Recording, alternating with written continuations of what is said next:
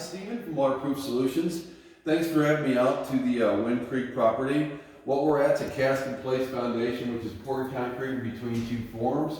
The house was built in 2013. I've been asked to do a structural as well as a visual inspection on the house. We're inside now, and we can see that the house has been pretty much performing as designed. It's had some issues with twist. There's a slight diagonal crack here running into the corner. Crack off the window, crack off the window. Now, that's somewhat expected, crack off the window, another crack off the window. But what's not expected is the curve that happens below here. That means this main beam has pinched this tight and it broke in. It's reacting to this side. So as you come through the back of the house here, this is the front of the house here, we're going to walk our way around so we can show you everything we've got here. Beam here, good shape. Good shape. We do have some movement. We're showing it here. It seems to have taken all the energy up right there. I see no residual movement. Might be a little dark for you, but I can assure you I'm not seeing anything else in this area. Now we do have a diagonal coming into the corner here. We're going to talk about that main beam that's punching through the other side.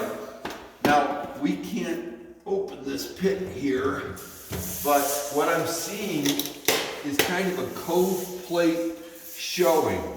So we need to be able to determine if there's actually drain tile on this or if they just use some proprietary cove plate. Either way, that's what's showing. When I see efflorescence, that usually means that water has been present. Just noting what I'm seeing. So this diagonal crack is lateral push, and that's why the AC unit things are starting to bend out, and that's why we'll see outside of this is punched through. This crack here, diagonal in nature, is from a push, has another one coming across. This break runs all the way through. We see it outside as well as in the front. Then we've got another diagonal crack that's running here. Now, we've got a vertical crack that runs into a horizontal here because there is a patio outside that is pulling down, and the rebar is pulling out of the wall, as well as we have a foot or two overhang on the house here, and then add a 4-inch gutter to it. That's a combination for a disaster. So water being 8.35 pounds per gallon, 500 gallons is 4,170 pounds. There's your math. That's why the patio broke in half. That's why things sunk. Go through dry periods here, you go to clay in the ground, shrinks, starts to pull away.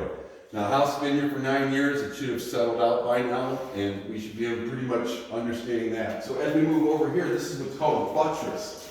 A buttress is a very good thing that the builder put in. This stabilizes the wall as it moves this way or that way. It's broke severely in this corner.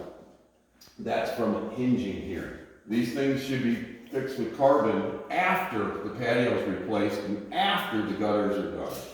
And this would be repaired after dirt's brought in and the earth's pushed away and the downspouts you can put in the drywells. You never want to fix something before you've taken care of your why. As we move around here, then we come back to the beginning of it. And I really found very little with the front wall. We've got a slight here, which is the other side. And you can see the difference just as how they framed it. And we do have a water showing here too where the stain is. So let's note that. You know, we see how tight we are here. I would allege that that's been pushed since it was put. That was set tight at one point. I'm guessing. The world's not perfect. I'm just asked to do an inspection. Don't shoot the messenger. But it is what it is. The house is a pretty good house. It's got little issues with the bones. Well, every house needs to have some maintenance done to it. So the legacy of the house is it'll still be here after we're long gone. We just got to take care of it. Managing your why is important, and that is taking the water away from the house and then making sure that the landscaping doesn't punch it out too. The other hard thing is the landscape. Anytime you've got something pushing at the house, you've got water as an issue. So let's take the water away, let's let the house rest. Let's do things that take to tighten it up, and you'll be in good shape. This is Steven Burton from Waterproof Solutions. Thanks.